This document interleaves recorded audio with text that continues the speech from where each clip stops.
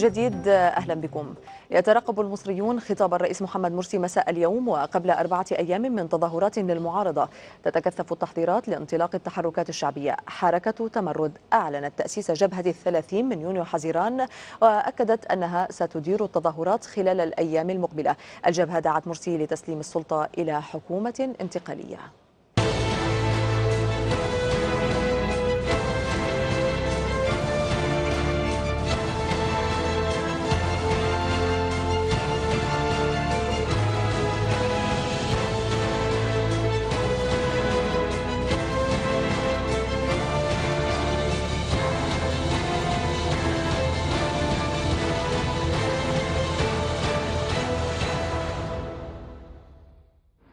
في بداية الكلام كان هدف تمرد الأولي هو توحيد صفوف الشارع المصري مرة أخرى ضد نظام جماعة الإخوان المسلمين اللي أصبح نظام إجرامي بمعنى الكلمة، وضد رئيس لابد وأن يحاكم بتهمة الخيانة العظمى، لأنه خان شعب مصر وخان أبناء الوطن وخان حدود الوطن وهدد أمنها القومي وهدد شعبها على مدار عام بالكامل. نبقى في القاهرة مع مراسلنا محمد العارف. محمد، جبهة 30 هذه الجبهة الجديدة، ما الفرق بينها وبين جبهة الإنقاذ؟ ما هو الهدف التي تسعى إليه هذه الجبهة وما هو العمل أيضا المرتقب لها؟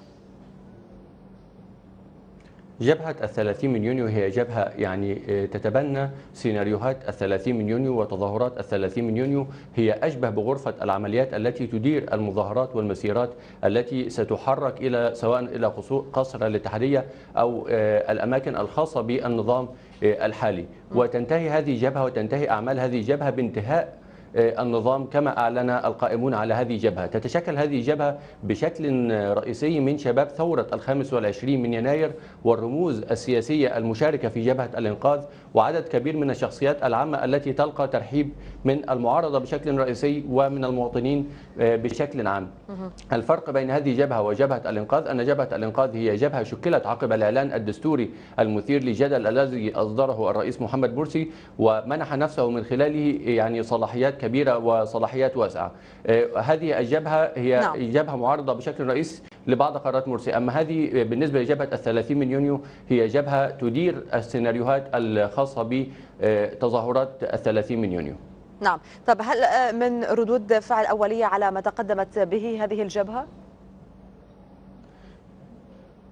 نعم، بالنسبة لردود الفعل هي بالفعل لاقت ردود فعل واسعة، خاصة أن بعض الرموز التي ظهرت وبعض الأسماء التي ظهرت في تدشين هذه الجبهة اليوم هي رموز تعلق في أذهان المواطنين المصريين والثوريين والشباب الثوري بنفس الرموز التي أدارت الثورة في 25 من يناير، وهو ما يلمح بشكل رئيس إلى عودة ملامح وروائح ثورة 25 من يناير بنفس الطريقة التي خطط لها ونفذ في 18 يوما الأولى من ثورة 25 من يناير، وهذا أمر بالطبع لاقى ترحيب لدى المواطنين. تتزامن في هذه الأثناء بالنسبة لجبهة 30 من يونيو تحركات.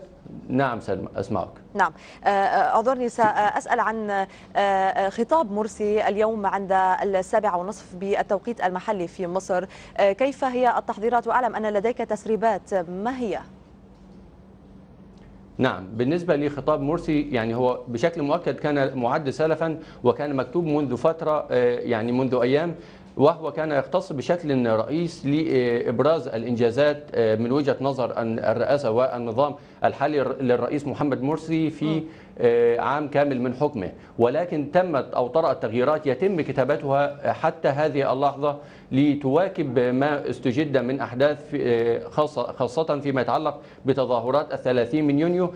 ما تسرب بشكل مؤكد من هذا الخطاب أنه سيجدد دعوته للمعارضة للحوار، وأيضا سيحاول احتواء ما يمكن احتوائه بهدف تقليص المشاركة في 30 من يونيو، وسيلمح أيضا إلى إمكانية تعديل المواد المثيرة للجدل في الدستور. وربما على الرغم من تأكيد الرئاسة أنها أن الخطاب لم يتناول الاستفتاء على فترة الرئيس، أن الرئاسة ستطرح استفتاء عام على مدى بقاء محمد مرسي لمدته أو ما يتبقى من مدته أم لا، إلا أن البعض قال إن إذا الظروف يعني احتدمت والمظاهرات احتدمت والعنف اتسع ستتطرق إلى هذه النقطة، وأيضا يتم التطرق إلى فكرة إمكانية تغيير حكومة مؤقتة مصغرة تدير الفترة الحالية حتى يتم الاتفاق على حكومة توافق أو حكومة ائتلافية يعني يتم التوافق مع المعارضة خلالها. بالنسبة للنقطة الأهم في هذا الحوار أنه سيلمح بشكل رئيسي إلى أنه من الممكن أن يتم فرض حالة الطوارئ إذا اتسعت دائرة العنف